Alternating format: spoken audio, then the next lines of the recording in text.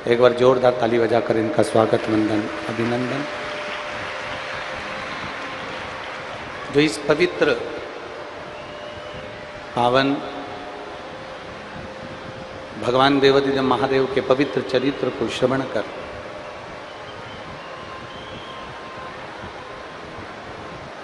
आप और हम सभी भगवान की अविरल भक्ति को धारण कर रहे हैं।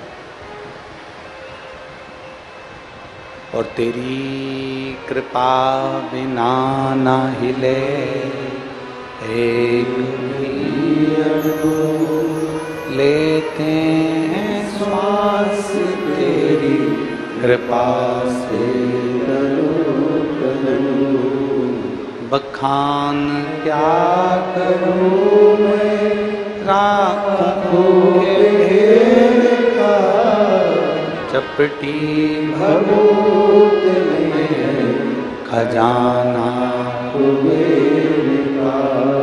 हे गंगाधार मुक्ति द्वार ओंकार तू भोले ओंकार तू आयो शरण तेरा शंभुकार ये प्रभु कृपा, ये भगवान देवाधिदेव महादेव का जो पवित्र कृपा है, करुणा है, दया है, ये उसकी कृपा से मां गंगई की पवित्र भूमि गंडई छत्तीसगढ़ में ये पवित्र कथा चल रही है, जिसका आज तृतीय दिवस है। और यदि आपने और हमने शिव महापुराण की कथा कहती है कि दिल से बाबा की इस पवित्र कथा का लाभ लिया है, तो बाबा भी दिल से देने के लिए तैयार खड़ा है। वो शिव है, वो घड़ी है।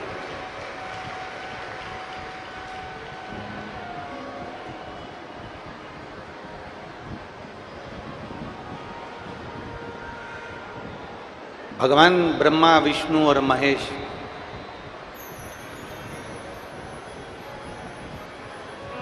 ये तीनों देव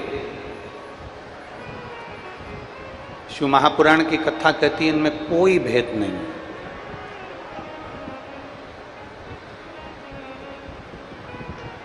कोई कहे तुमसे कि ब्रह्मा जी छोटे हैं, कि शंकर जी छोटे हैं, कि नारायण छोटे हैं, कि राम छोटे हैं, कि कृष्ण छोटे हैं, कि दत्त छोटे हैं, ना ना ना।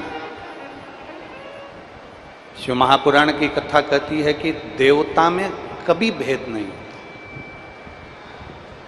दुनिया के लोगों में भेद हो सकता है, पर देवी देवता में कभी भेद नहीं होता।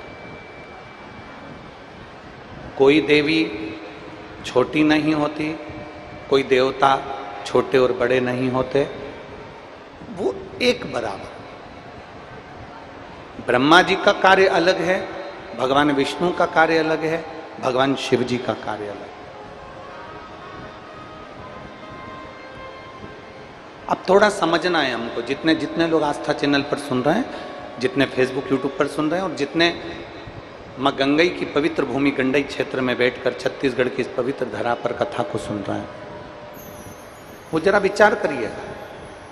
देवताओं में कोई भेद नहीं। ब्रह्मा, विष्णु, महेश, ये तीनों देव एक, इनमें कोई भेद नजर नहीं आता।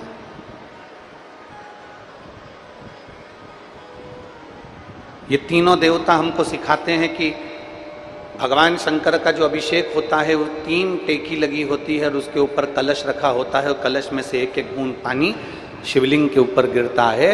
ये हमको बताते हैं कि ब्रह्मा, विष्णु और महेश एक एक बूंद पानी जो पृथ्वी पर गिर रहा है, मतलब ये तीनों एक हैं, इनमें कोई भेद नहीं है। इन तीनों में कोई भेद नहीं। और आरती में भी सारे देवताओं की आरती भले अलग अलग गाई जाती है, पर भगवान शंकर की आरती में तीनों देवताओं का गुणगान होता है।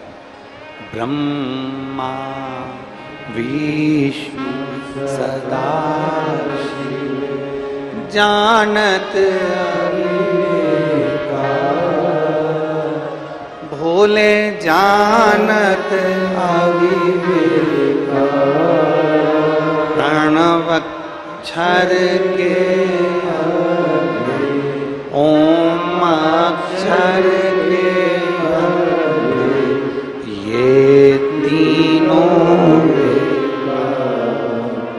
ओम हर हर हर तीनों एक है। और अक्षय माला वनमाला मुंड माला भोले मुंड माला चंदन मृद मृद सो चंदन मृद मृद सो भोले शुभ ओम हर हर। शिव महापुराण की कथा कहती है कि ब्रह्मा विष्णु और महेश इन तीनों में कोई भेद नहीं, तीनों देवताओं में कोई भेद नहीं है, तीनों के स्वरूपों में कोई भेद नहीं है, तीनों के अंतर्गत कोई भेद नहीं, पर दुनिया के लोगों ने इनमें भेद कर दिया। दुनिया के लोगों ने भेद कर दिया। कोई कहता है कि नारायण हमारे हैं तो वो बड़े हैं, कोई कहता है शिव हमारे हैं तो वो बड़े हैं, कोई कहता है ब्रह्मा हमारे हैं तो ब्रह्मा बड़े हैं, कोई कहता है ये हमारे हैं तो ये बड़े हैं। शिव महापुराण की कथा कहती है ये तीनों में कोई भेद नहीं। ये हमको लगता है, ये हमारी दृष्टि से हम जो गलत सोच लेते हैं ना, गलत विचार कर लेते हैं, हमें लगता है कि इन देवताओं में भेद है, पर भेद किसी में नहीं। एक दुकान पर 2 भाई, 3 भाई, 4 भाई, दुकान एक है और चारों भाई एक साथ काम कर रहे हैं। दुकान एक है और चारों भाई, 3 भाई, 2 भाई, 5 भाई एक ही दुकान पर काम कर रहे हैं। अब भेद देखिएगा, जरा भेद की दृष्टि देखिएगा कि कैसी होती है।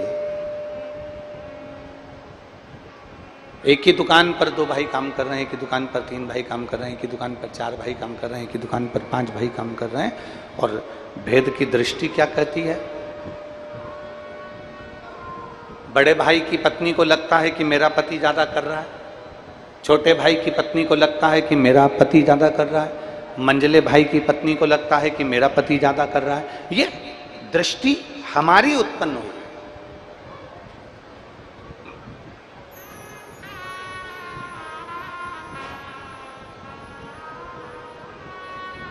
मां अपने बच्चे को बराबर का दूध पिलाती है,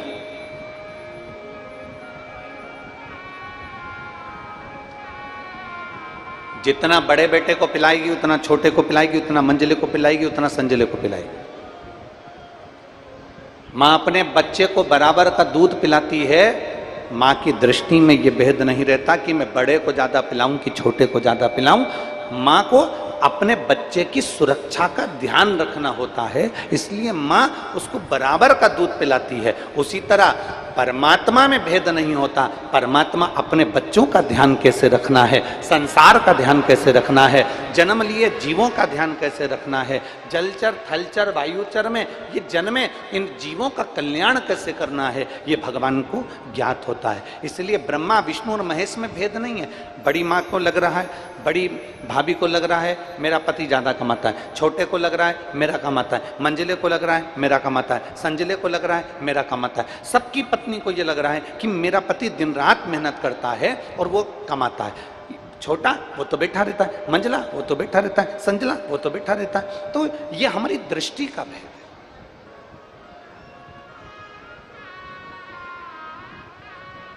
इसको हमारी दृष्टि का भेद कहा गया। और दृष्टि के भेद में जब तक रहोगे ना, तब तक परमात्मा नहीं मिल सकता। जिस दिन आपने सोच लिया कि कोई भी देवता, कई लोग कह देते हैं कि अगर तुम देवी जी को नहीं पूछोगे तो वो रुष्ट हो जाएगी, तुम ये वाले देवता को नहीं पूजोगे तो रुष्ट हो जाएगा, तुम वो वाले देवता को नहीं पूजोगे तो रुष्ट हो जाएगा। ये कई लोगों के मन में भाव जागृत रहता है, कई लोगों के मन में ये चलता रहता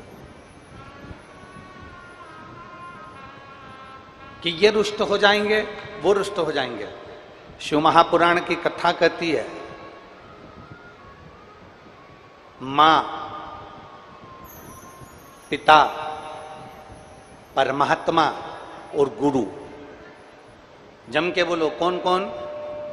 पहले नंबर पर माता, दूसरे नंबर पर पिता, तीसरे नंबर पर परमात्मा, चौथे नंबर पर गुरु।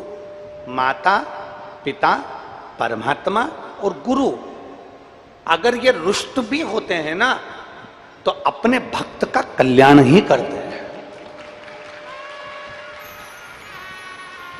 अपने भक्त का कल्याण ही करते हैं।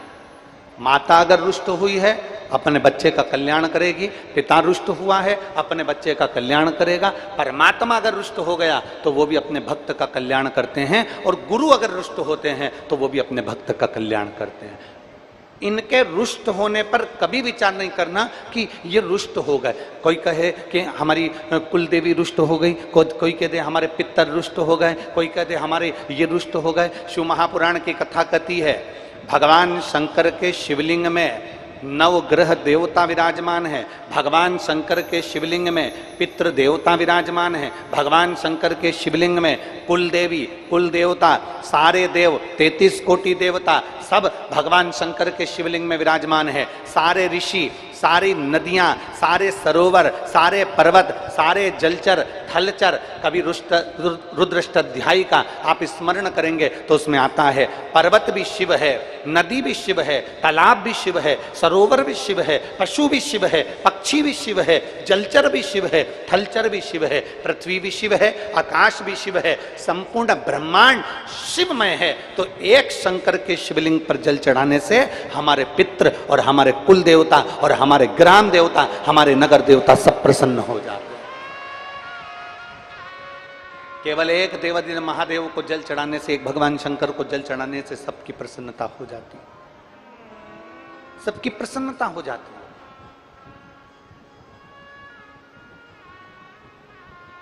पर हम कई बार लकीर के फकीर रहते हैं।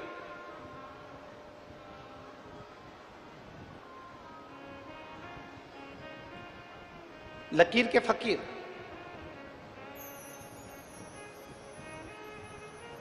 अब देखो थोड़ा समझना, मैं गंडई क्षेत्र के कलेक्टर महोदय को, यहाँ के कमिश्नर महोदय को, यहाँ के एसपी महोदय को, यहाँ के एसएसपी महोदय को, यहाँ के एसडीएम को, यहाँ के टीआई को, इस क्षेत्र में जितने पुलिस कांस्टेबल सेवा दे रहे हैं इन सभी को बहुत बहुत धन्यवाद देता हूँ, बहुत बहुत साधुवाद देता हूँ।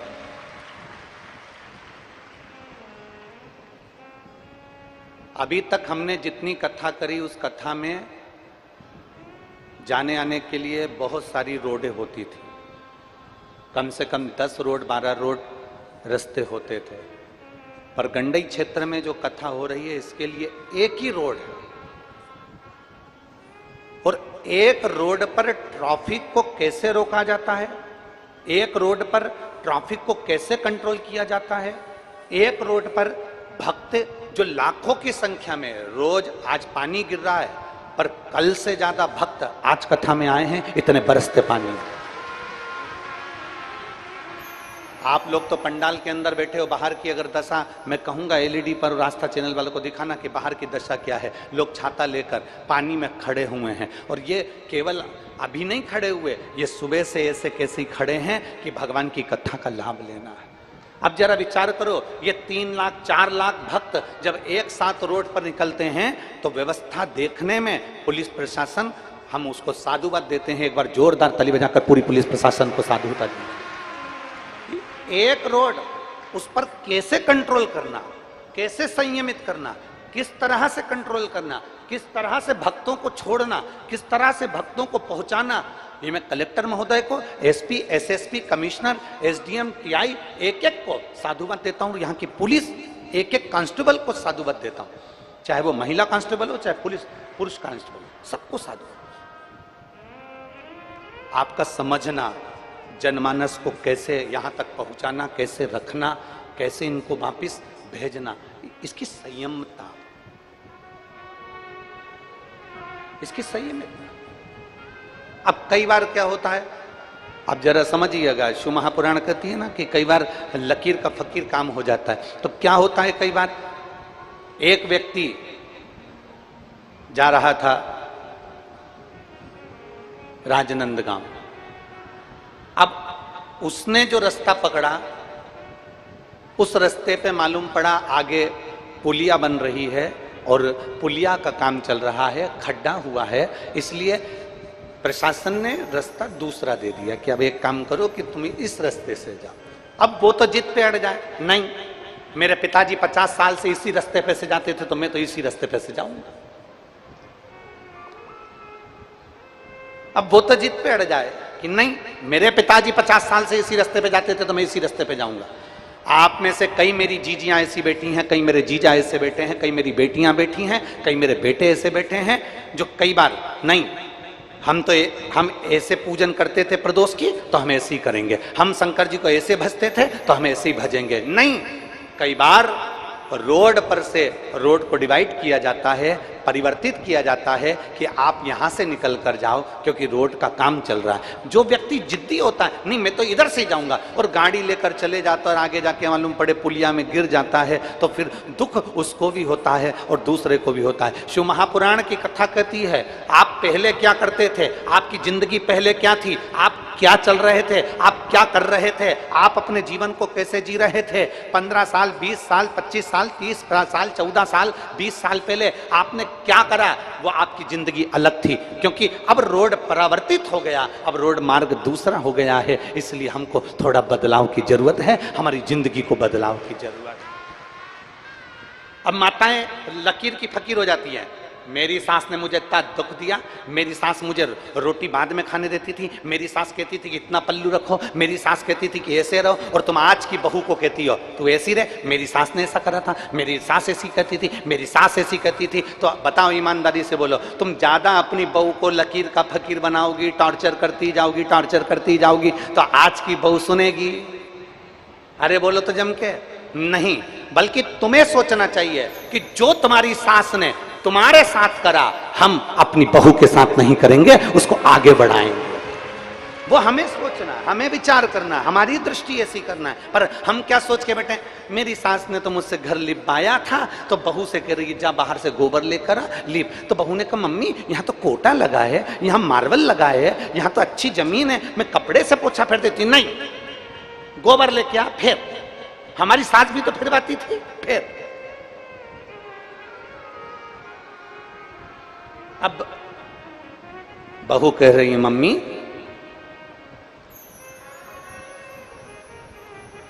अब पहले के जमाने में सिवैया, क्या बोलते हैं इधर छत्तीसगढ़ में, सिवैया बोलते हैं और कुछ बोलते हैं, सिवैया ही बोलते हैं। पहले के जमाने में सिवैया मशीन से बनती थी क्या? अरे जम के तो बोलो। नहीं, क्या करती थी?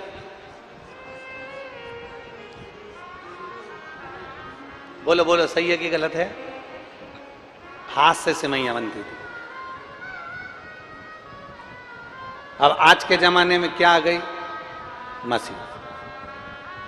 अब तुम बहू से कहो, हमारी सास तो हाथ से सिवैया बनवाती थी, हाथ से बना। बहू के मम्मी मेरे पिताजी ने दहेज में सिवैया की मशीन दी है, बस इसमें लगाना है, और मैं उनसे कह दूंगी वो पलंग पे बैठ के ऐसे ऐसे घुमाते रहेंगे और मैं ऐसे ऐसे आटा उसमें ठूसती रहूंगी और नीचे से सिवैया निकलती रहेगी। नहीं, तू तो हाथ से बना। अब तुम लकीर के फकीर। एक सास ने अपनी बहू से कहा, सुन, एक एक रोटी अच्छे से सेका कर, सुन, एक एक दाना अच्छे से बीना कर, सुन, एक एक समोसा अच्छे से तला कर, सुन, एक एक कपड़े को अच्छे से धोया कर, सुन, एक एक कोने की अच्छे से झाड़ू लगाया कर। बहू परेशान हो गई, एक दिन बहू नहाने के लिए बाथरूम में गई, 4 घंटे तक नहीं निकली। सास ने पूछा, बेटा बाहर क्यों नहीं आ रही, क्या कर रही है? मम्मी नहा रही हूं।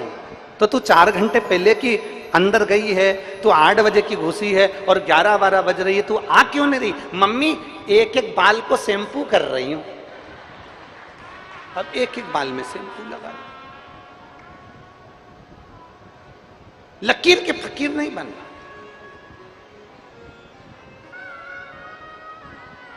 हम लकीर के फकीर बनकर चल रहे हैं। उसने ऐसा किया तो हमें भी वही करना, उसने ऐसा करा तो हमें भी वही करना। किसी ने हमको अपशब्द कहा, हमें पलट कर अपशब्द कहना। किसी ने ताना दे दिया, हमें पलट कर ताना देना। किसी ने गाली दे दी, हमें पलट कर गाली ना। हमें लकीर के फकीर नहीं बनना। शिव महापुराण की कथा कहती है, ये रोड पर आगे काम चल रहा है, पुलिया का काम चल रहा है, तो रोड परावर्तित कर कर निकल जाओ, दूसरी रोड से निकल जाओ। उसी तरह जब हमें लगे कि हमारी जिंदगी ठीक नहीं चल रही है, हमारे जीवन में दुख और तकलीफ चल रही है, तो भगवान ने शॉर्टकट रास्ता बता दिया कि शिव महापुराण की कथा सुनो, 1 लोटा जल चढ़ाओ और अपने जीवन को धन्य बनाओ। ये शॉर्टकट है। ना तुम्हें मंत्र की जरूरत है, ना तुम्हें तंत्र की जरूरत है, ना तुम्हें साधना की जरूरत है, क्योंकि घर में, कलयुग में, कलिकाल में किसी के पास समय नहीं है। कलयुग में, कलिकाल में किसी के पास समय नहीं है। रत्ती भर का समय कलयुग में नहीं है। बच्चा भी व्यस्त है, बूढ़े भी व्यस्त हैं, सब व्यस्त हैं, कोई फ्री नहीं है। इस कलयुग में आपको इतना समय नहीं मिलेगा कि आप तप करेंगे। इस कलयुग में आपको इतना समय नहीं मिलेगा कि आप साधना करेंगे। इस कलयुग में आपको इतना समय नहीं मिलेगा कि आप कहीं तीर्थ में जाकर बैठ जाएंगे। इस कलयुग में सबसे सरल, सबसे सहज, ना मंत्र, ना तंत्र, ना साधना, कुछ भी नहीं। इस कलयुग में एक साधन सबसे सरल है, जो गरीब से गरीब व्यक्ति और बड़े से बड़ा सेठ कहीं पर भी कर सकता है। 1 लोटा जल सारी समस्या का। वो गरीब भी कर सकता, वो अमीर भी कर सकता, वो साधारण व्यक्ति भी कर सकता, 7 जात का व्यक्ति उसको कर सकता। 7 जात, बस उसको करने के लिए अपने भीतर के अहम को निकालना पड़ेगा।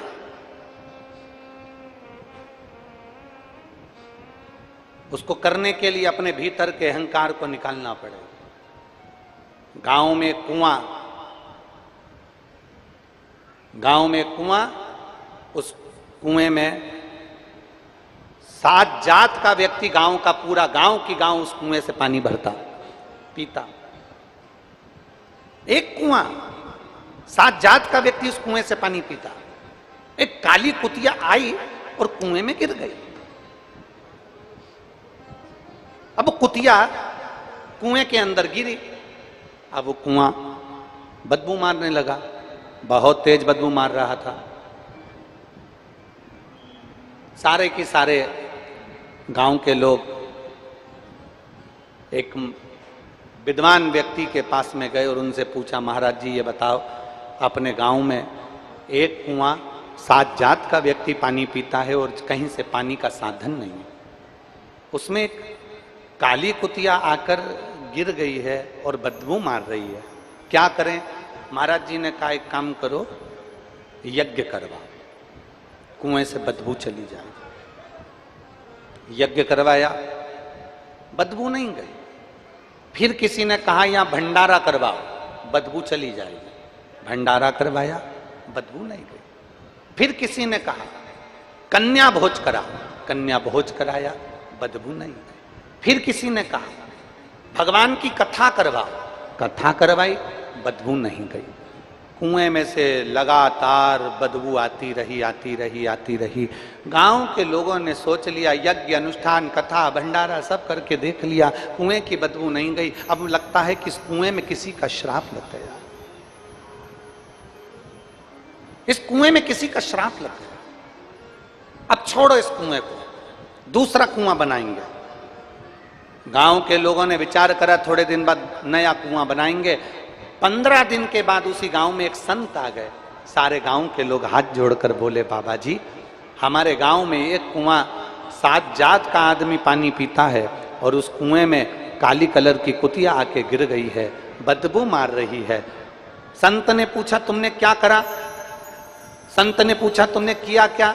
तो कहा हमने यज्ञ करवाया, अनुष्ठान करवाया, भंडारा करवाया, कन्या भोज करवाया, हमने सब कुछ करवाया, कथा करवाई, कुएं की बदबू नहीं गई? नहीं गई। इतने में संत ने पूछा तुमने कुएं में से कुतिया निकलवाई? कि बस महाराज हमने ये नहीं करवाया। अब विचार करो, कुएं में कुतिया पड़ी है, बदबू मार रही है, हमने यज्ञ करवा लिया, अनुष्ठान करवा लिया, भंडारा करवा लिया, कन्या भोज करवा लिया, यज्ञ करवाया, कथा करवाई, पर कुएं में से कुतिया नहीं निकलवाई। संत ने कहा कुएं में से कुतिया निकालकर फेंक देते, पूरे पानी को उलीस देते, दूसरा पानी आना चालू होता, कुएं में से बदबू आना बंद हो जाती। शिव महापुराण की कथा कहती है जब तक ये मन रूपी कुएं में अहंकार रूपी कुतिया पड़ी रहेगी तब तक मेरा मेरा नजर आएगा। जिस दिन ये कुतिया निकल गई भोलेनाथ सब तेरा नजर आए। ये अहंकार,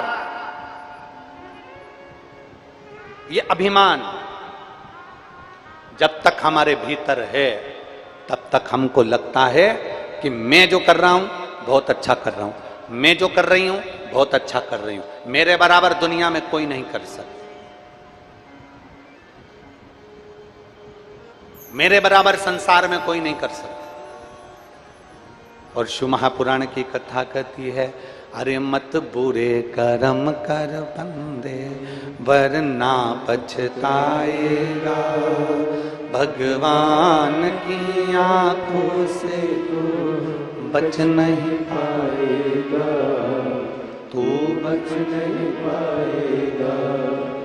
अरे ओ अज्ञानी मत कर नादानी, अरे ओ अज्ञानी मत कर नादानी, तेरे कर्म का फल भी तू ही पाएगा, जैसा किया तूने तेरे आगे आएगा।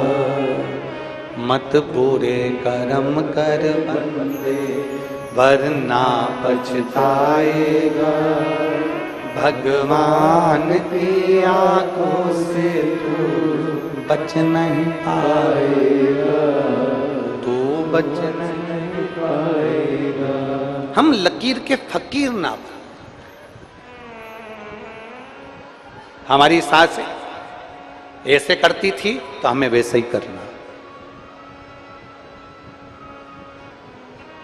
मंदिर में गए तो आंख बंद करके बैठ गए, किसी को बैठा देखा तो तुम भी बैठ गए, तुम्हारा मन नहीं लग रहा है, तुम्हारा चित्त नहीं लगा।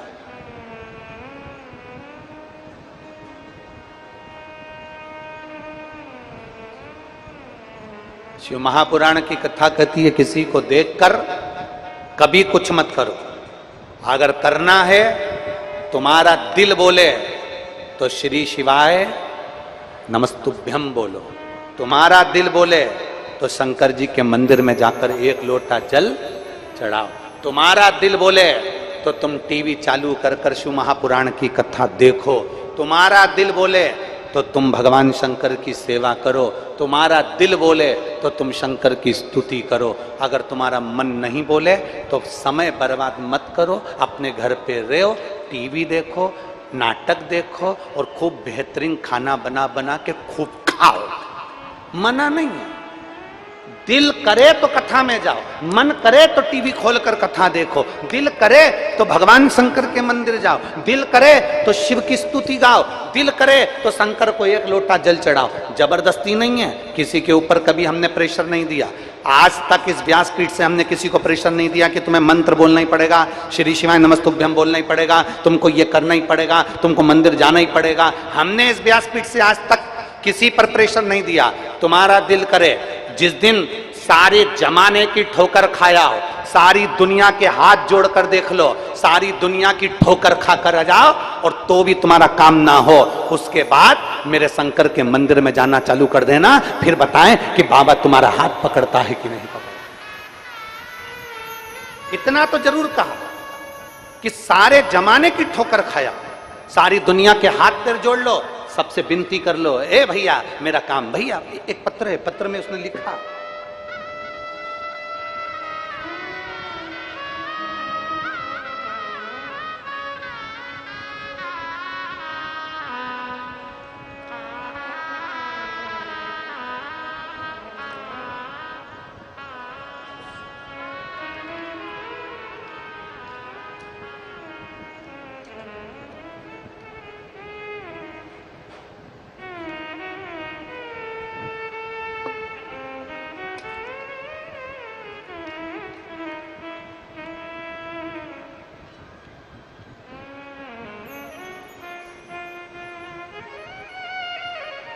मैं इंद्राणी सोनी, ग्राम अमोरा, जिला बेमेतरा। कहीं बैठी हो इंद्राणी जी तो हाथ हिलाइएगा। आप ही हैं? श्री शिवाय नमस्तु। आ जाओ, एक बेलपत्र ले जाना, आ जाइए। बेटा आया है क्या आपका? नहीं आया, आ जाइए। मैं इंद्राणी सोनी, ग्राम अमोरा, जिला बेमेतरा से। एक लोटे जल का मैं क्या वर्णन करूं गुरुदेव। मेरा पुत्र राहुल सोनी नौकरी के लिए बहुत सालों से प्रयास कर रहा था, पर उसकी नौकरी नहीं लगी। वो मुझसे कहता है, माँ मेरी पत्रिका दिखाओ। हमने ज्योतिषियों को पत्रिका दिखाई, उन्होंने कह दिया इसकी सरकारी नौकरी के योग नहीं है, इसकी सरकारी नौकरी के योग नहीं है, इसकी कभी नौकरी नहीं लगेगा। ये हमारे को ज्योतिषियों ने बताया। फिर मेरा बेटा भी हार गया और उसने सोच लिया मैं कोई परीक्षा नहीं दूंगा, क्योंकि हर परीक्षा में मैं असफल हो रहा था। वह पूरी तरह से हिम्मत हार चुका था। और वहां में जब वो पूरी तरह से हिम्मत हार चुका, तब मैंने शिव जी की पूजा का जल उसको चढ़ाने के लिए बोला, शंकर जी पे जल चढ़ाने का बोला। फिर मैंने उससे कहा कि सीहोर में रुद्राक्ष महोत्सव है, सीहोर की कावड़ भराती है। मैंने सुना है कि बाबा की कावड़ जो भरता है कुबेर भंडारी की, उसका काम होता ही है। तब मैंने बेटे से कहकर रुद्राक्ष महोत्सव और कावड़ का उसको बताया, और मेरे बेटे ने कावड़ का क्रम किया, शंकर जी की कथा सुनी। आज मैं बाबा को धन्यवाद देने के लिए आई हूं कि जिस बेटे ने हिम्मत छोड़ दी थी, आज उस बेटे को मेरे बाबा की कांवड़ सीहोर की करी तो बाबा ने उसको सरकारी नौकरी में लगा दिया। मैं बाबा को धन्यवाद देने के लिए। ये शिव तत्व है, ये ओघड़दानी है गुरुदेव।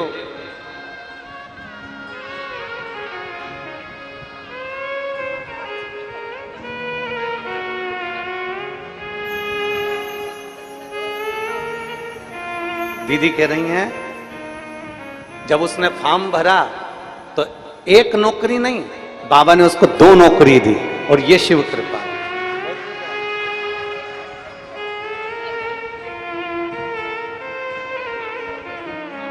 और बोल रही हैं एक जगह उसने ज्वाइनिंग कर ली थी, फिर दूसरी जगह से फॉर्म आ गया था और उसका भी रिजल्ट आ गया, वो उससे अच्छी नौकरी थी, फिर उसने वहां ज्वाइनिंग कर ली। बहुत बहुत साधुवाद। ये शिव तत्व है, ये ओघड़ी है। सारी दुनिया की ठोकर खाया। हम कभी आपको प्रेशर नहीं देंगे कि आप श्री शिवाय नमस्तुभ्यम बोलो, पर श्री शिवाय नमस्तुभ्यम का महत्व क्या है। कभी अपने घर के दरवाजे के बाहर एक छोटा सा श्री शिवाय नमस्तुभ्यम हो सके तो हाथ से ही, चंदन से ही लिख कर देखना। हो सके श्री शिवाय नमस्तुभ्यम का जाप किसी बेलपत्र के पेड़ के नीचे कर कर देखना। बन सके श्री शिवाय नमस्तुभ्यम बोलने वाले का केवल मुख का दर्शन कर लेना। हो सके श्री शिवाय नमस्तुभ्यम तुम्हारे घर के नजदीक में जो शिवालय भगवान शंकर के मंदिर हो, वहां पर एक छोटा सा श्री शिवाय नमस्तुभ्यम अपने खर्चे से वहां लगा कर देखना। आते जाते व्यक्ति के मुख से बुलवा कर देखना कि उस मंत्र के जाप का फल क्या होता है। और हम पर भरोसा मत करो, सीहोर वाले महाराज पर विश्वास मत करो।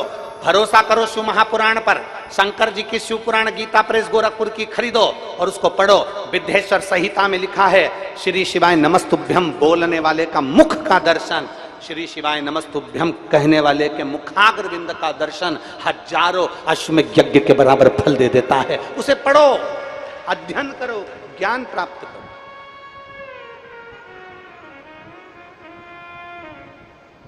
हम पर भरोसा नहीं करना, हमारी बात पर भरोसा। आपको लगे कि महाराज जी बोल रहे हैं तो एक बार पढ़ के देखो। आपको लगे कि महाराज जी ने कहा है तो हम पढ़ के देखेंगे, पढ़ो। थोड़ा थोड़ा तो पढ़ सकते हो, थोड़ा थोड़ा तो अध्ययन कर सकते हो, पढ़ो। हमने कभी प्रेशर नहीं दिया कि आप मंत्र बोलो, हमने कभी प्रेशर नहीं दिया कि आप शंकर के मंदिर जाओ, हमने कभी तुम्हारे ऊपर दबाव नहीं दिया कि तुम्हें मंदिर में जाके एक लोटा जल चढ़ाना है। ये तो तुम्हारे दिल की बात है, ये तुम्हारे मन की बात है। दुनिया तुमको रोकने का प्रयास करेगी, दुनिया तुम्हें मंदिर जाने से रोकने का प्रयास करेगी, पर याद रखना, अपने भीतर एक बात का स्मरण रखना,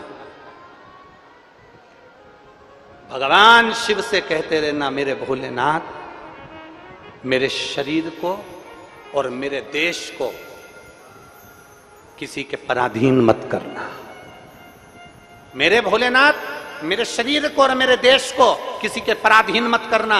ये शरीर अगर बेकार हो जाएगा तो दूसरे हमको कपड़े पहनाएंगे, दूसरे हमको चाय पिलाएंगे, दूसरे हमारे हाथ पकड़कर हमको लेकर जाएंगे। ये शरीर किसी के पराधीन ना हो और मेरा भारत देश किसी के पराधीन ना हो कि लोग कहें कि हम चलाएंगे इसको ना। कभी हमारा देश किसी के पराधीन ना हो, ये शरीर किसी के पराधीन ना हो। भगवान से प्रार्थना करना, भोलेनाथ ऐसी कृपा करना मेरे प्राण छूटे तब तक मेरा शरीर काम करता रहे, चलता रहे और तेरा भजन होता रहे। दुनिया ठोकर दे दे, दुनिया धक्का मार दे, दुनिया अपशब्द कह दे, जब आखिरी में डॉक्टर भी कह दे कि अब मेरे पास इसका इलाज नहीं, अब तो वो जाने, तब आखिरी में उस परमात्मा के पास जाना। एक पत्र देखिए,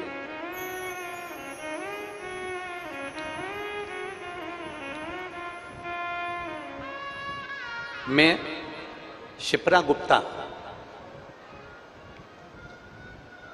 भुआ बिछिया, जिला मंडला, मध्य प्रदेश की निवासी हूं। मैं छिपरा गुप्ता, भुआ बिछिया, जिला मंडला, मध्य प्रदेश की निवासी हूं। कहीं बैठी हैं? आ जाओ, एक बेलपत्र ले जाना। ये बच्चा आया है क्या साथ में?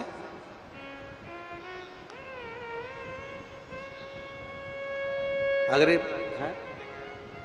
बच्चा आया है, अगर ये बालक आया हो, 19 वर्ष का पुत्र है ये, अगर आया हो तो साथ में आए। मैं छिपरा गुप्ता, भुआ बिछिया, जिला मंडला, मध्य प्रदेश की निवासी हूं। पत्र को आप लोग आस्था चैनल पर एलईडी पर पढ़ सकते हैं। मैं बेलपत्र का, बाबा के जल का क्या वर्णन करूं गुरुदेव। मेरे 19 वर्ष के पुत्र सक्षम गुप्ता को शुगर हो गया था। शुगर इतना बढ़ गया कि यूरिन इन्फेक्शन हो गया जो फेफड़ों तक पहुंच गया। उसे रोज 4 इंसुलिन लगने लगे, शुगर 450 पहुंच गई। 15 दिन आईसीयू में एडमिट रहा। डॉक्टर के हिसाब से इसको इंसुलिन अब लेना ही पड़ेगा। अब हम घबरा गए कि जब शुगर इतनी हो गई और इंसुलिन हमेशा लेना है तो थोड़ी चिंता व्याप गई। मैंने रोज आपकी कथा सुनी और आपकी कथा पर मैंने भरोसा कर कर शिव जी के मंदिर जाना प्रारंभ करा। शिव जी को जल चढ़ाती, उसका जल लाकर अपने बच्चे को देती। बाबा इंसुलिन बंद नहीं हुए, चलते रहे। अब क्या करूं? तब मैंने बाबा का बेलपत्र उठाकर अपने बच्चे को देना प्रारंभ कर दिया।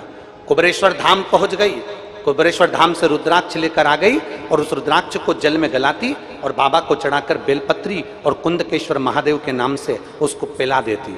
गुरुजी पशुपतिनाथ का व्रत प्रारंभ कर दिया क्योंकि इंसुलिन 4 बार उसको देना पड़ रहे थे। अब करूं तो करूं क्या? बाबा ने ऐसी कृपा कर दी गुरुदेव, आज मेरे बाबा ने ऐसी करुणा कर दी कि मेरे बेटे का इंसुलिन लेना बंद हो गया और डॉक्टर भी आश्चर्य में पड़ गया। नागपुर का डॉक्टर भी आश्चर्य में पड़ गया कि ये कैसे हो सकता है। जिसका इंसुलिन चालू हो जाए उसका इंसुलिन बंद होना बड़ा कठिन है, पर 1 महीना भी नहीं हुआ और इंसुलिन बंद कर दिया मेरे बाबा ने। मैं बाबा को धन्यवाद देने के लिए आई हूं और यहां प्रणाम करने के लिए आई हूं। यह शिव तत्व है, ये शंभु है, ये ओघड़ी है।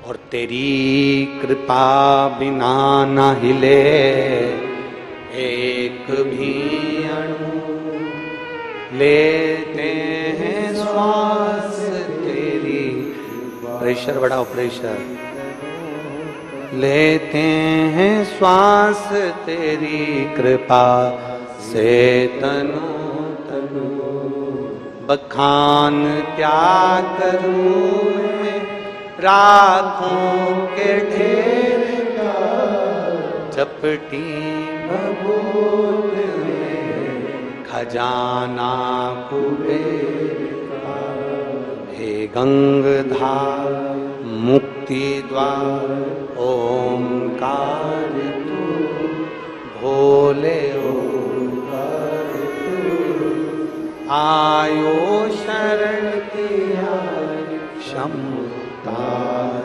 तार तू। उसकी कृपा बिना कुछ नहीं हो सकता, उसकी दया बिना कुछ नहीं हो सकता। हमारा दबाव नहीं है आपके ऊपर कि श्री शिवाय नमस्तुभ्यम आप बोलो, हमारा दबाव नहीं है आपके ऊपर कि शंकर जी के मंदिर जाओ, हमारा दबाव नहीं है आपके ऊपर कि शिव की स्तुति करो, शिव महापुराण की कथा सुनो। ये तो आपका दिल जिस दिन बोल जाए, आपको लगे मेरा काम नहीं हो रहा, आपको लगे दुनिया के धक्के बहुत खाली है, आपको लगे मैं बहुत तकलीफ में जिंदगी जी रहा हूं, आपको लगे मेरा जीवन बहुत कष्टमय चल रहा है, उस दिन अपने घर का 1 लोटा जल भरना और अपने नजदीक के शिवालय में पहुंच जाना। जिस दिन आपको लगे कि मेरी जिंदगी कष्ट में चल रही है, मेरा ये काम नहीं हो रहा, मुझे तकलीफ की जिंदगी चल रही है, मेरा मन भगवान चित्त वृत्ति ठीक नहीं चल रही, उस दिन अपना 1 लोटा जल अपने घर का भरो और शिव के मंदिर पहुंच जाओ। आ जाओ।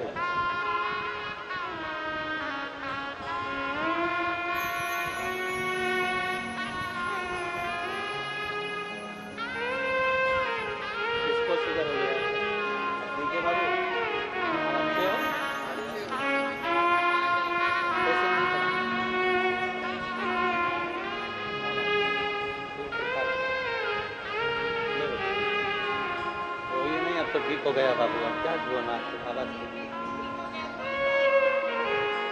है।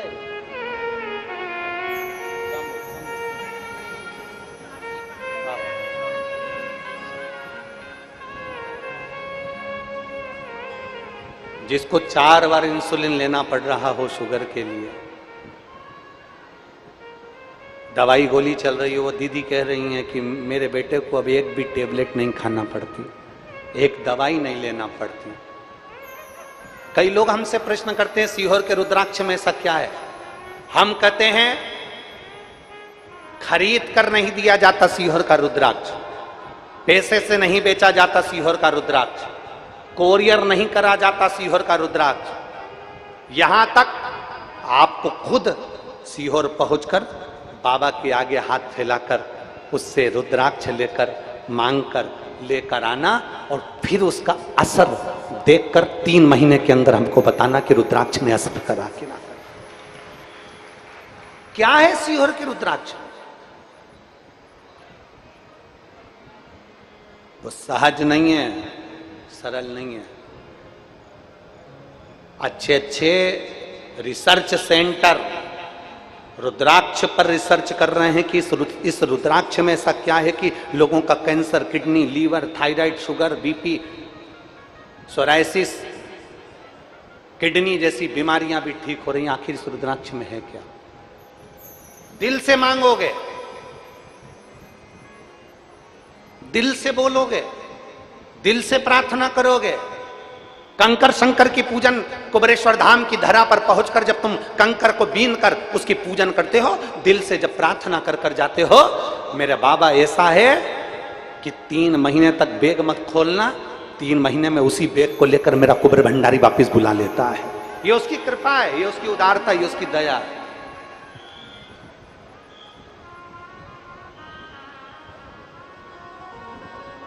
यहां लाखों की संख्या में भक्त आए।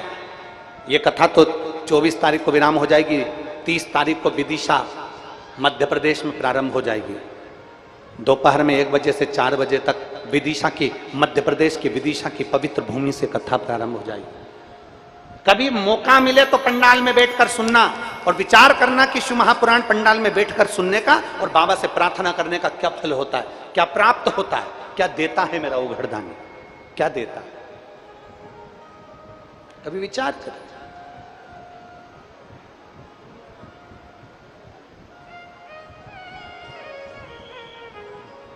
दिल कर जाए जिस दिन तुम्हारा, उस दिन शंकर के पास पहुंच। दिल कर जाए जिस दिन तुम्हारा, उस दिन तुम शिव के करीब में पहुंच जाओ। दिल कर जाए जिस दिन तुम्हारा, घर में मन नहीं लग रहा हो ना, सुबह मंदिर भी होके आ गए ना, उसके बाद भी तुम्हारा मन नहीं लग रहा हो, तुम्हें ऐसा लग रहा हो कि आज मेरे ऊपर संकट भारी है, तुम्हें लग रहा है कि आज मेरी जिंदगी में कुछ ना कुछ ऐसी तकलीफ आने वाली है, मैं बहुत दुखी हूं, उस दिन प्रदोष काल में, भले प्रदोष का दिन नहीं हो पर प्रदोष काल में, शाम के समय, प्रदोष के समय शंकर जी के मंदिर में जाकर बैठ जाना, एक बेलपत्र अपने हाथ में रख लेना और बाबा को देखते हुए अपने दिल की बात शंकर जी से कहकर, नंदीश्वर से कहकर, अपने मन की बात बाबा को देखते देखते दिल से शिवालय में, देवालय में बैठकर मन से बाबा को अपने मन की बात कहना और नंदी के पास जाकर कानों में अपना बात कहकर शंकर के शिवालय पर इस डंडी का मुख अशोक सुंदरी की ओर करते हुए बेलपत्र को शिव पर समर्पित कर देना। बाबा से कहकर आना, आज भले प्रदोष नहीं है पर प्रदोष काल मतलब शाम के समय हमने जो बाबा से कहा है, दूसरे दिन का जब प्रदोष काल आएगा, शाम का समय आएगा, तब तक मेरा बाबा कुछ ना कुछ हल जरूर निकालेगा और तेरे लिए मार्ग प्रशस्त जरूर करेगा।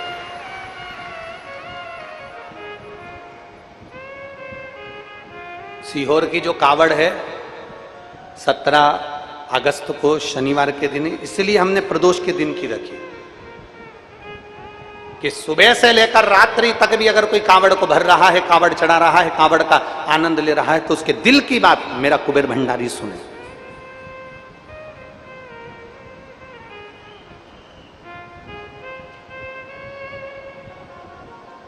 अपने मन की बात कुबेर भंडारी के सुने। दिल से हम उसको प्रार्थना करें, दिल से कहें, दिल से निवेदन करें, वो स्वीकार करें।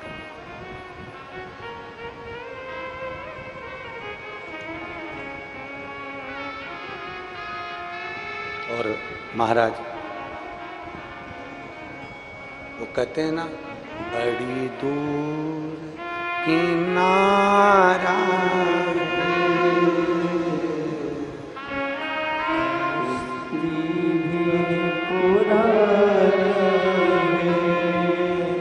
बड़ी दूर किनारा है,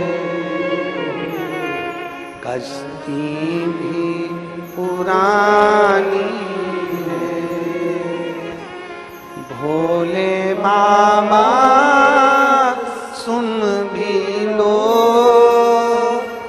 ये मेरी कहानी है,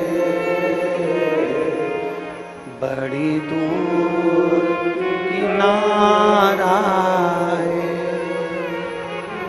कश्ती भी पुरानी है, भोले बाबा सुन भी लो ये मेरी कहानी है, मैंने तुमको पुकारा है, मैंने तुमको पुकारा है, भोले बाबा सुन भी लो ये मेरी कहानी है, बड़ी दूर किनारा है, कश्ती भी पुरानी है, भोले बाबा सुन भी लो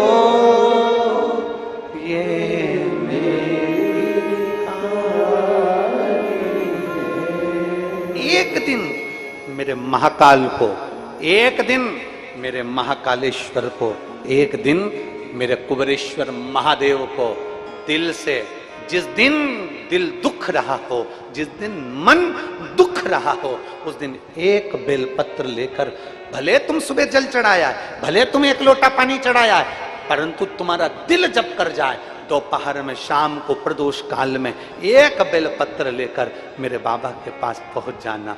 बेलपत्र में वो बल होता है कि अच्छे अच्छे रोग, अच्छी अच्छी बीमारियां, अच्छी अच्छी तकलीफें, अच्छे अच्छे कष्ट भी एक बेलपत्र शंकर जी को चढ़ाने से सब मिट जाते हैं। दिल से कर।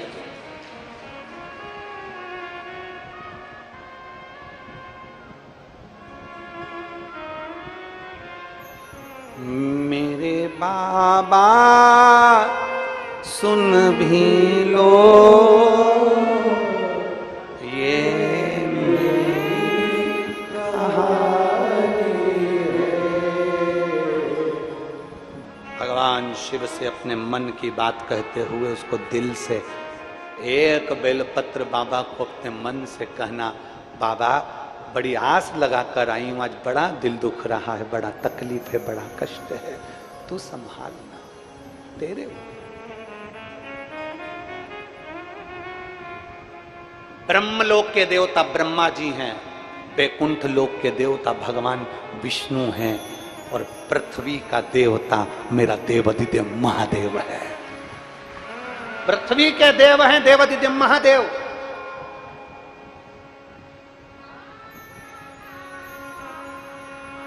तुम्हारी एक बहन 50 किलोमीटर दूर रहती है और तुम्हारी एक बहन तुम्हारे गांव में रहती है, तुम्हें तकलीफ होगी, तुम 50 किलोमीटर वाली से कहोगे कि गांव वाली से कहोगे? जम के बोलो जरा, जम के बोलो जरा, गांव वाली से। तुम्हारा एक भाई तुम्हारे गांव में रहता है और एक भाई तुम्हारा 150 किलोमीटर दूर रायपुर में रहता है, तुम्हें तकलीफ होगी तो तुम रायपुर वाले से कहोगे कि गांव वाले से कहोगे? बोलो तो जरा, गांव वाले से। ब्रह्मा ब्रह्मलोक में, भगवान विष्णु वैकुंठ लोक में, पृथ्वी लोक के देवता हैं देवाधिदेव महादेव। जब तुम्हारे दिल में दुख हो, तकलीफ हो, कष्ट हो, एक बेलपत्री लेकर जाना शंकर के मंदिर में। समय मत देखना कि दिन है कि रात है कि सुबह है कि शाम है। सारे देवताओं की पूजन में समय देखा जाता है, पर मेरे काल अधिपति महाकाल की पूजन में कोई समय नहीं देखा जाता। सारे देवताओं की पूजन में समय देखा जाएगा, पर काल अधिपति की पूजन में समय नहीं देखा जाएगा।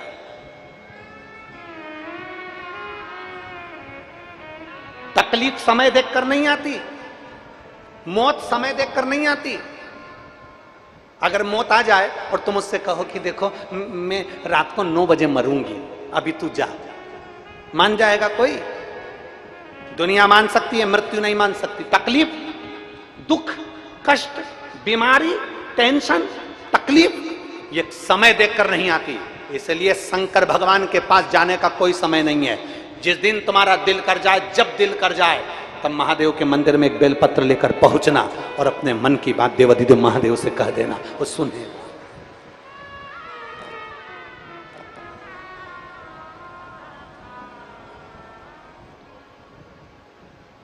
जिस दिन तुम्हारा मन कर जाए, जिस दिन तुम्हारा दिल कर जाए, जिस दिन तुम्हारा चित्त कर जाए,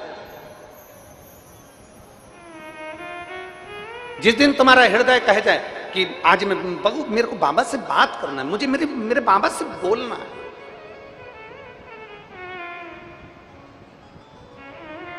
करा करो। रोज रोज थोड़ी थोड़ी बात अपने अपने भोलेनाथ जी से करो। आप में से कितने लोग हैं जो शंकर जी के मंदिर में रोज बाबा से अपने दिल की बात कहकर आते हो? कहा करो। अपने बाप से नहीं कहोगे, अपने पिता से नहीं कहोगे तो किससे कहोगे? बेटी को ससुराल में तकलीफ होती है तो मायके में जाकर अपने पिता से कहती है, और संसार के लोगों को जब तकलीफ होती है तो महाकाल से कही जाती है, मेरे भोलेनाथ से कही जाती है, मेरे शंभू से कही जाती है। उससे कहो, मेरे बाबा सुन भी लो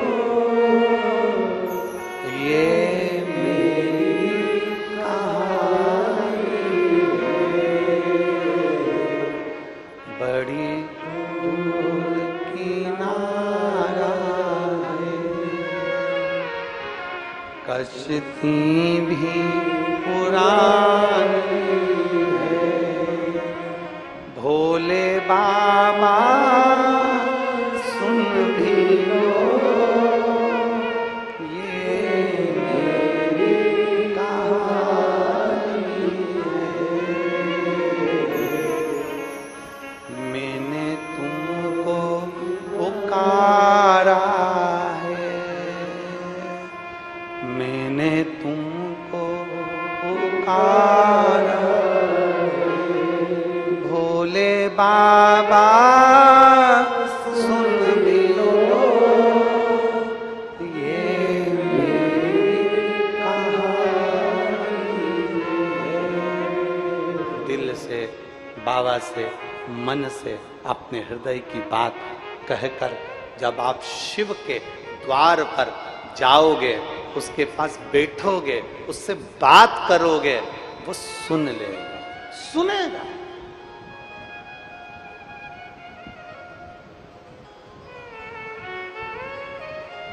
क्यों ना सुने। एक कथा आती है, बड़ा सुंदर एक संवाद आता है। शिव जी का एक नाम वेश्यानाथ भी है। शिव जी का एक नाम वेश्यानाथ भी है। एक नंदी ग्राम में एक वैश्या रहती थी जिसका नाम था महानंदा। वो वेश्या कर्म तो करती थी, वेश्या कर्म में लिप्त भी रहती थी, वेश्यावृत्ति में लगी रहती थी, पर शंकर भगवान की परम उपासक थी। अब जरा ध्यान देना सब। कोई कहता है कि भगवान को रिझाने के लिए मंत्र की जरूरत है, कोई कहता है भगवान को रिझाने के लिए तंत्र की जरूरत है, कोई कहता है भगवान को रिझाने के लिए स्तुति की जरूरत है, कोई कहता है भगवान को रिझाने के लिए बहुत सारे सामग्री की जरूरत है। उसको ये वेश्यानाथ भगवान शंकर की कथा सुनाना कि वेश्यावृत्ति में लिप्त रहती थी, भगवान शंकर की भक्ति में डूबी रहती थी। ना वो मंत्र जानती थी, ना वो तंत्र जानती थी, ना वो साधना जानती थी, ना वो तपस्या जानती थी, ना वो तप जानती थी, ना कुछ जानती थी। वो तो केवल एक काम जानती थी, शंकर भगवान को भस्म चढ़ाकर अपने मस्तिष्क पर त्रिपुंड लगा लेना और एक बेलपत्र समर्पित कर एक रुद्राक्ष अपने गले में धारण कर लेना।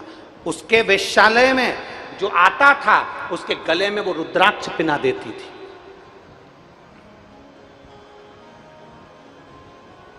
उसके अटारी पर बंदर, मुर्गा, मुर्गी, कोई भी उसकी अटारी पर पशु पक्षी कोई आ जाता था, शंकर का नाम लेकर उनके गले में रुद्राक्ष पहना देती थी।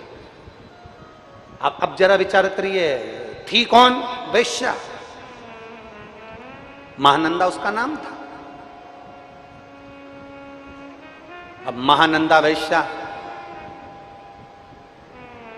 ऊपर बंदर आ गया अटारी पर, इसने भगवान शंकर के नाम लिया और बंदर को भोजन देते देते उसके गले में रुद्राक्ष बांध दिया। मुर्गा मुर्गी आ गए, जीव जंतु आ गए, उनके गले में उसने रुद्राक्ष बांध दिया।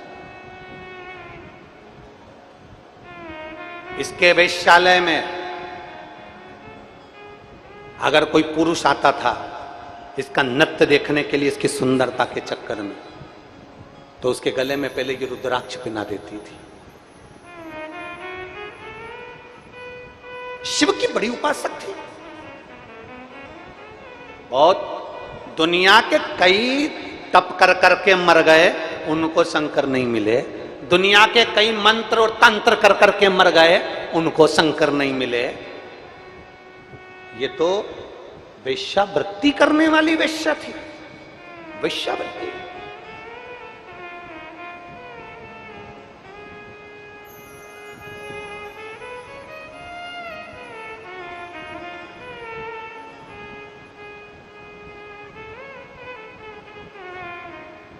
कई लोग कहते हैं,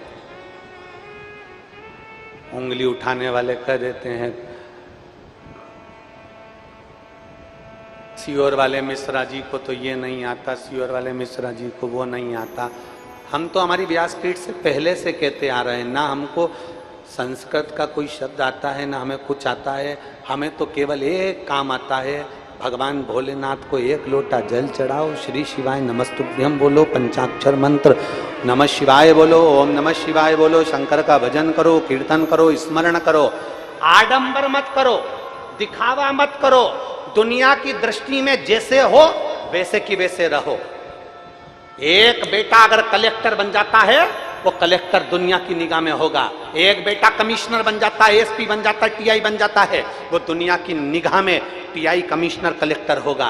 पर माँ की निगाह में, बाप की निगाह में बेटा कलेक्टर नहीं होता। वो जो नाम से पुकारते हैं उसी नाम से पुकारते हैं, बेटा इधर आ।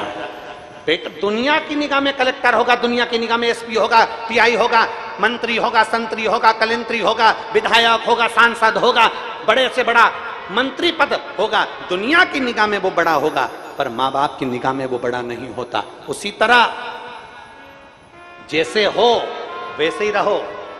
तुम्हें दिखावा करने की जरूरत नहीं है। तुम्हें मंत्र नहीं आता, कोई बात नहीं। तुम्हें तंत्र नहीं आता, कोई बात नहीं। तुम्हें साधना नहीं आती, कोई बात नहीं। तुम्हें तप करना नहीं आता, कोई बात नहीं। तुम्हें व्रत करना नहीं आता, मैं व्रत करती हूँ गुरुजी, मेरी शरीर में मुझसे कमजोरी आ जाती। मत करो। कौन ने कहा कि व्रत करो? तुमसे जो बने तुम तो वो करो। भगवान कभी भी दिखावे से प्रसन्न नहीं होता, भगवान कभी आडंबर से प्रसन्न नहीं होता। भगवान तुमने इतना सारा विधान बता दिया, ये भी करना पड़ेगा, वो भी करना पड़ेगा, ऐसे करो, सुबह उठो, शाम उठो। बोलो बोलो, आप में से साहू परिवार वाले कितने बैठे हैं? साहू साहू कितने बैठे हैं? जरा हाथ उठाओ तो जरा। बैठे हैं यहाँ? हाँ ठीक है। बहुत कर्मा माता की, मां कर्मा की कथा सुनी है? मां कर्मा मेरी मैया, माता कर्मा जगन्नाथ जी के लिए भोजन बनाती, आवाज लगा देती, आओ जगन्नाथ, खाओ जगन्नाथ। जगन्नाथ जी दौड़ कर आ जाते और खाकर चले जाते। जगन्नाथ जी दौड़ कर आते और कर्माबाई का खिचड़ा खाकर जाते। एक दिन एक संत ने कर्माबाई से कह दिया कि कर्मा माँ भूख लगी है। कर्माबाई अंदर से खिचड़ा लाकर दे दी। संत ने कहा तुमने स्नान किया, तुमने पूजन पाठ करी, तुमने संध्या वंदन किया, तुमने मंत्र जाप किया, तुमने नाम जाप किया? कर्माबाई ने कह दिया नहीं, मैं तो मेरे जगदीश के लिए भोजन बनाने के लिए रख देती हूँ, मेरा जगन्नाथ आता है खाकर चले जाता है। कर्माबाई के खिचड़े को संत ने नीचे डाल दिया। डालते से ही संत तो चले गए, संत चले गए। और कर्माबाई ने पूछा मुझे क्या करना चाहिए? संत ने कहा सुबह उठो, संध्या वंदन करो, स्नान करो, ये करो, वो करो, पूरा पूजन का विधान बता दिया। कर्माबाई पूजन के विधान में ऐसी जुड़ गई, ऐसी पूजन में लग गई कि दोपहरी हो गई और भगवान का खिचड़ा नहीं बना। जगन्नाथ जी 4 बार कर्माबाई के घर आ गए, चले गए। खिचड़ी बनी नहीं बनी, खिचड़ी बनी नहीं बना, खिचड़ा बना नहीं बना, वापिस चले गए। जगन्नाथ जी वापिस गए। दोपहर में 3 बजे कर्माबाई की खिचड़ी तैयार हुई। जगन्नाथ स्वामी आ गए, आओ जगन्नाथ, खाओ जगन्नाथ। कर्माबाई के पास में जो जगन्नाथ जी आए, कर्मा से पूछा माँ कर्मा, ओ माँ कर्मा। माँ ने बोला हाँ जगन्नाथ जी क्या हुआ? आज तो तूने भोजन बहुत देर में दिया, मैं भूखा रह गया। आज तो मुझे बहुत भूख लग रही थी, तुमने बहुत देरी से भोजन बनाया। कर्माबाई बोली एक संत आए थे, उन्होंने कहा था सुबह ऐसे भोजन मत बनाया करो, पहले नहाकर संध्या वंदन पूजन अर्चन ये वो सब करो, उसके बाद भोजन बनाओ। तो मैंने वैसे ही किया। जगन्नाथ जी बोले अब खिचड़ी तो मैं बाद में खाऊंगा, पहले बता संत कहां गया, पहले मुझे बता संत कहां गया। कर्माबाई बोली संत इधर गया है। जगन्नाथ जी पीछे से गए, एक धर के संत की पीठ पर दिया। संत चित्ता पड़ा था। संत चित्ते पड़े। जैसे ही संत चित्ते पड़े तो संत ने पूछा कौन? जगन्नाथ जी बोले तेरे बाप, तेरे पिता जगन्नाथ। संत ने हाथ जोड़कर कहा जगन्नाथ जी आप यहां?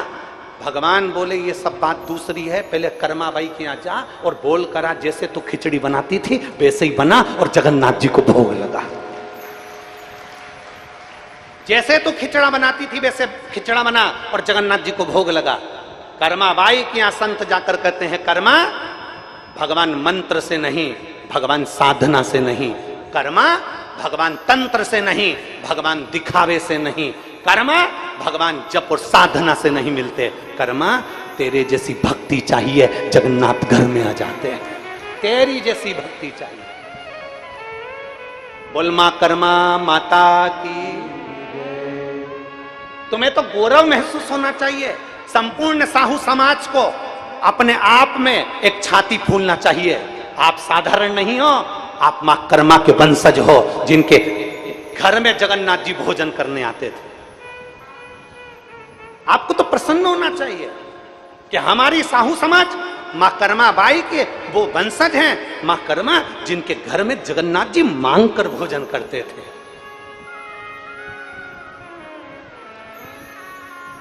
और कोई तुमसे कह दे कि भगवान के पूजन बंद कर दो, कोई तुमसे कह दे शंकर के मंदिर मत जाओ, कोई तुमसे कह दे शिव के मंदिर मत जाओ, सबसे पहले आगे आना चाहिए साहू समाज को और कहना चाहिए हमारी मां भगवान को जगन्नाथ को भोजन कराती थी, तो हम भी मंदिर देवालय शिवालय कभी नहीं छोड़ सकते, हम कहीं दूसरे धर्म में नहीं जा सकते।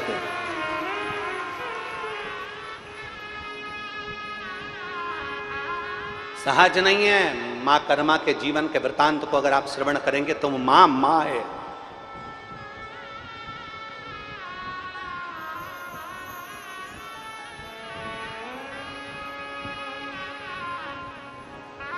सहजता नहीं। और थाली भर के लाई रखी चढ़ो, ऊपर घी की बाट की, और जीमो म्हारा श्याम धनी जिमावे। तुम भाव से और भक्ति हो तो कर्मा जैसी सांवरियो घर आवेलो। भक्ति हो तो कर्मा जैसी सांवरियो घर।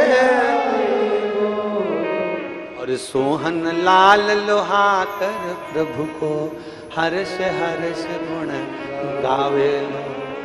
सोहन लाल लोहाकर प्रभु को हर्ष हर्ष गुण गावेलो। और साचो प्रेम प्रभु में हो तो, साचो प्रेम प्रभु में हो तो, मूरत बोले काट की, और जीमो महाराज जिमावे। कौन ना जिमा? भाव से जिमाती है कर्मा भाई, भाव से रिझाती है कर्मा भाई। भगवान को मंत्र नहीं चाहिए, भगवान को तंत्र नहीं चाहिए, भगवान को साधना नहीं चाहिए, भगवान को स्तुति की जरूरत नहीं, भगवान को तुम्हारे निर्मल मन की जरूरत है। निर्मल मन सो मोहि पावा, मोहि छल छिद्र कपट ना भावा। तुम्हारा दिल जितना पवित्र होगा, मन जितना सुंदर होगा, दिल जितना पवित्र होगा, मेरे शिव, मेरे राम, मेरे कृष्ण, मेरे जगन्नाथ, मेरे नारायण, मेरे ब्रह्मा, मेरे दत्त तुम्हारे सम्मुख में प्रकट हो जाए। अब अंदर तो इतना कपट भरा है तुम्हारे, अंदर तुम्हारी इतनी ईर्ष्या भरी हुई है दुनिया वालों के प्रति, और सोच रहे हो कि हमें तो भगवान प्राप्त हो जाएंगे, हमारी वाणी तो बिल्कुल पक्की है, हम जो कह देंगे वो हो जाएगा। अंदर इतनी ईर्ष्या, अंदर इतना कपट, अंदर इतनी जलन, और तुम सोचो कि तुम्हारी वाणी सिद्ध हो जाएगी ना। भगवान की अविरल भक्ति के लिए दिल मन पवित्र होना चाहिए, साफ होना चाहिए।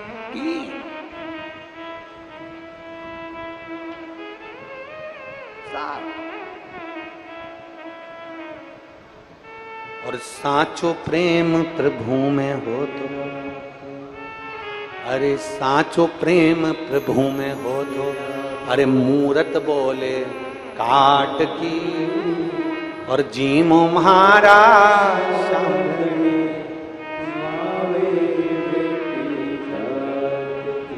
ये भीतर की भक्ति है, ये भीतर का विश्वास है, ये भीतर की श्रद्धा है।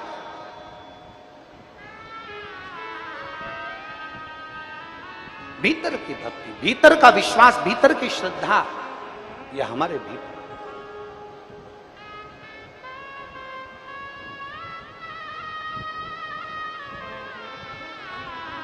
हमारे बीच में आपके क्षेत्र के विधायक महोदय पधारे हैं, एक बार जोरदार ताली बजाकर उनका साधुवाद।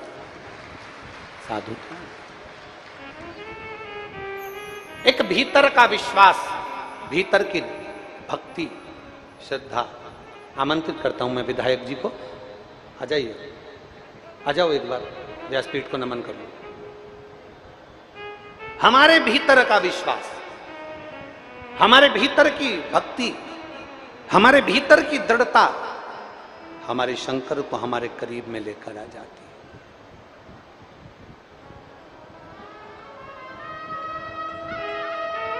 और जब हमारे भीतर की भक्ति, हमारे भीतर का विश्वास हमारे भगवान को हमारे करीब में लेकर आता है, हमारे नजदीक में लेकर आता है।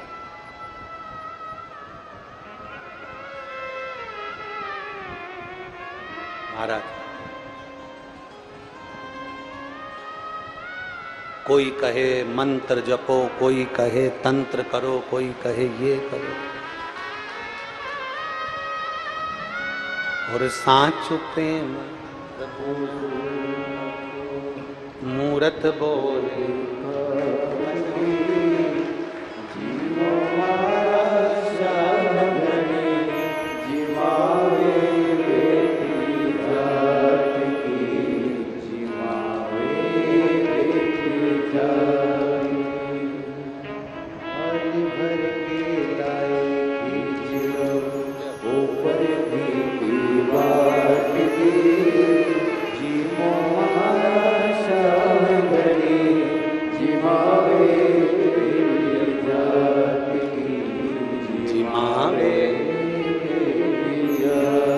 हमारे बीच में साझा विधायक ईश्वर साहू जी आए हैं। एक बार जोरदार ताली बजाकर उनका साधु का शिव तत्व की प्राप्ति। आइए बैठिए।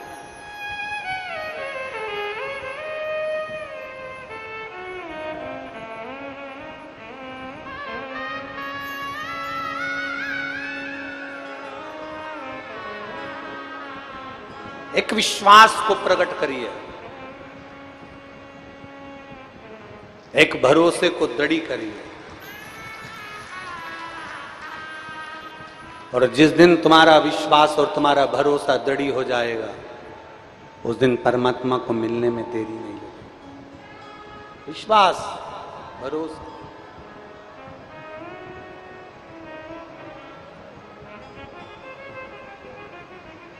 महाराज,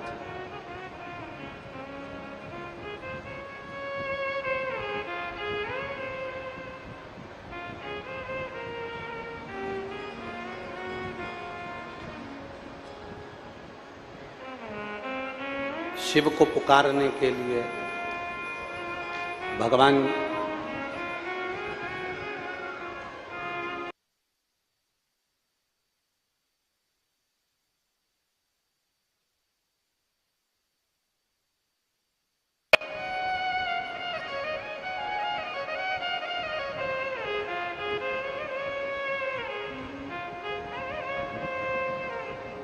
बड़ी दूर किनारा है,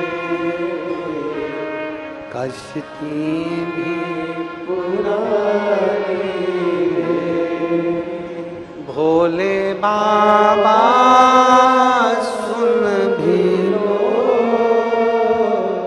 ये मेरी कहानी है, मैंने तुमको पुकारा है, मैंने तुमको पुकारा है, मेरे बाबा सुन भी लो ये मेरी कहानी है। एक विश्वास को दृढ़ी करो। जिसके भीतर विश्वास की दृढ़ता होती है, उसके भीतर परमात्मा नजदीक होता है। विश्वास दृढ़ी होना चाहिए।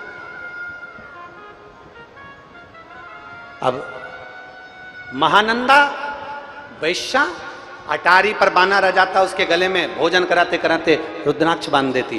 कोई मुर्गा मुर्गी आ जाता, उसके गले में रुद्राक्ष बांध देती। कोई जीव जंतु आ जाता, उसके गले में रुद्राक्ष बांध देती।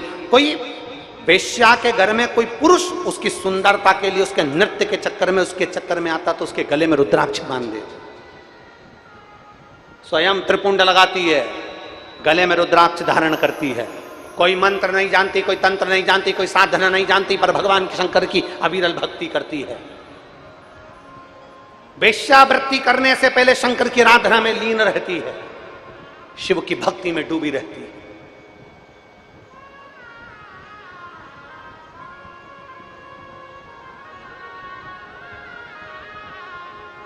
वेश्यालय में कोई अगर आ भी जाता है ना, तो भगवान शिव की पहले स्तुति गाकर सुनाती है, पहले स्तुति गाकर सुनाती है। श्री शिवाय, जम के बोलो, जरा सब बोलो। श्री शिवाय नमस्तु,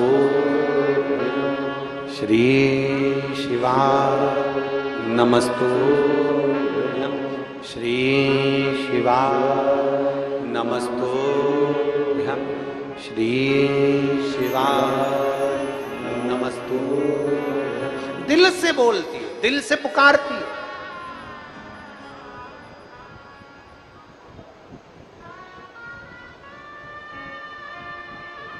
अब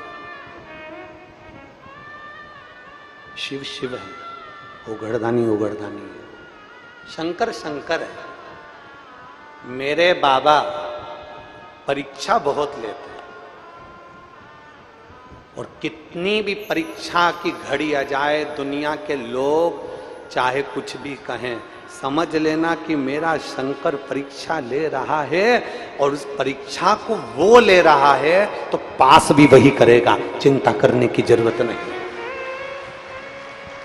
पास भी वही करेगा। क्यों टेंशन लेना?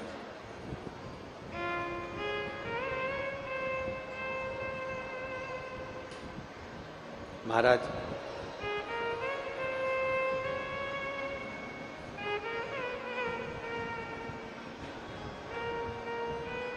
आप तो उसके दास से भाव में रहिए, आप तो उसकी सेवा के भाव में रहिए, और मैं तो बन जाती रे दासी शिव शंकर डमरू वाले की, मैं तो बन जाती रे दासी वो काशी डमरू वाले की, मैं तो बन जाती रे दासी काशी डमरू वाले, मैं तो जाती रे दासी वो काशी डमरू वाले की, मैं तो जाती रे दासी। सब गाइए।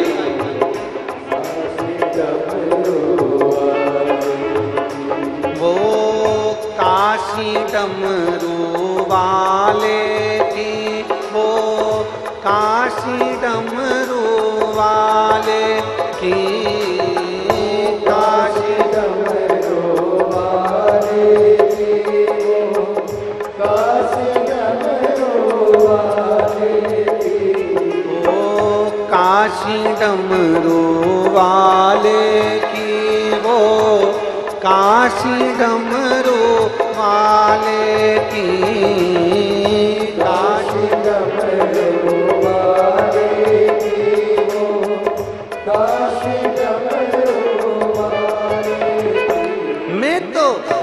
जाती रे दासी वो काशी डमरू वाले की, मैं तो जाती रे दासी काशी डमरू वाले। शंभो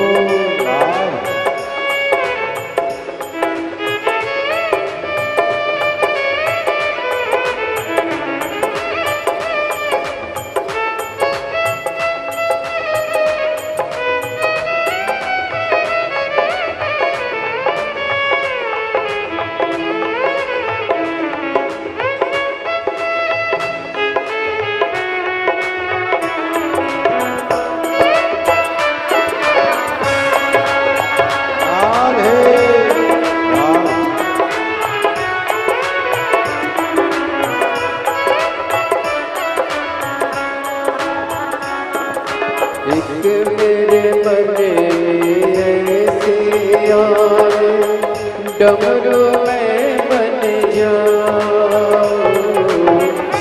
मेरे मन में ऐसी आवे डमरू में बन जाऊं। ओ एक मेरे मन में ऐसी आवे डमरू में बन जाऊं।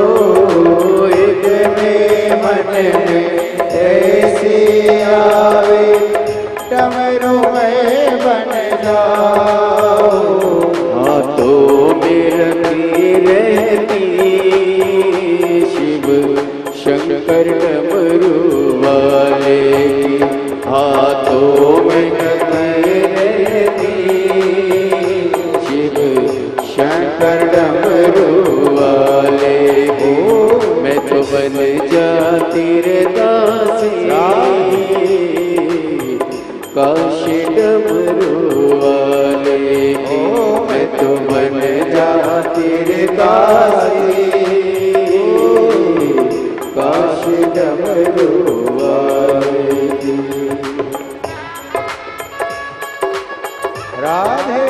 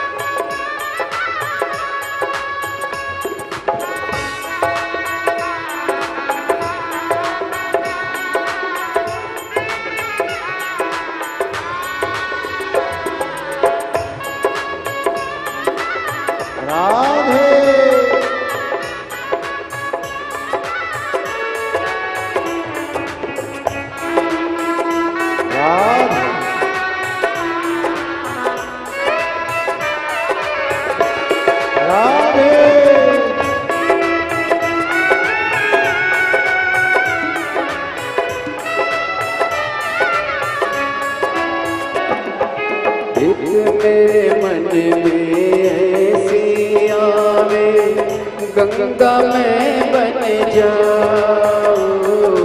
एक मेरे मन में ऐसी आवे गंगा में बन जाऊं। एक मेरे मन में ऐसी आवे गंगा में बन जाऊं। मन में ऐसी आवे गंगा में बन जाओ। मस्तक पे चढ़ी रहती शिव शंकर डमरू वाले की। मस्तक पे चढ़ी रहती शिव शंकर डमरू वाले की। मैं तो बन जाती रे दासी हो काशी डमरू वाले की। मैं तो बन जाती रे दासी हो काशी डमरू वाले की। काशी डमरू वाले की। हाँ काशी डमरू वाले की। काशी डमरू वाले की। काशी डमरू वाले की। मैं तो जाती रे दासी काशी डमरू वाले की। मैं तो जाती रे दासी काशी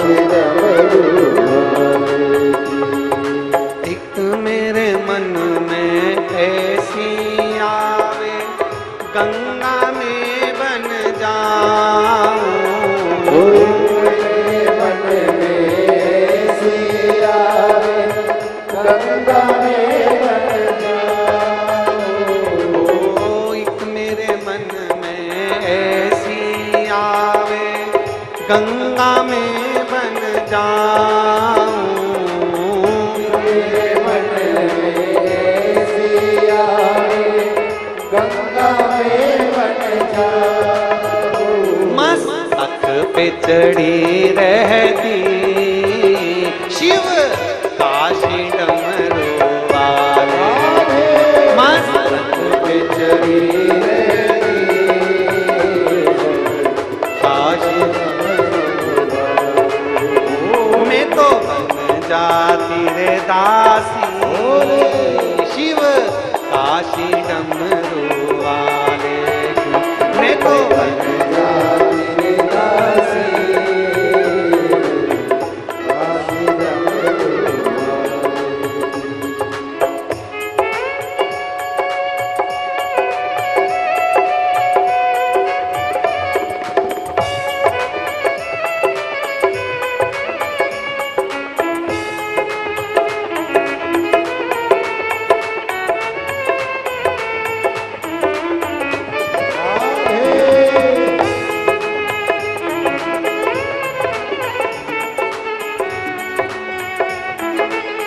हरि बोल।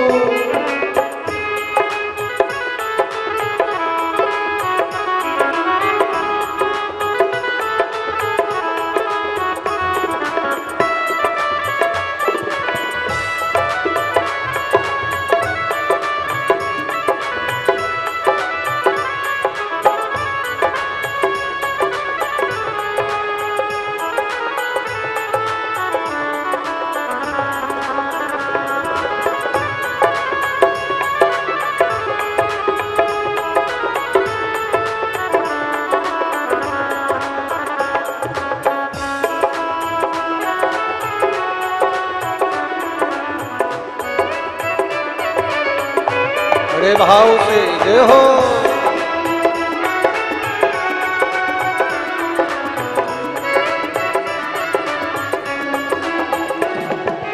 एक मेरे मन में ऐसी आवे, गौरा में बन जाऊं, मेरे मन में ऐसी आवे, गौरा में बन जाऊं। एक मेरे मन में ऐसी आवे, गौरा में बन जाऊं, मेरे मन में ऐसी आवे, गौरा में बन जाऊं। हृदय में बसी रहती शिव शंकर डमरू वाले के, हृदय में बसी रहती शिव शंकर डमरू वाले। में तो बन जा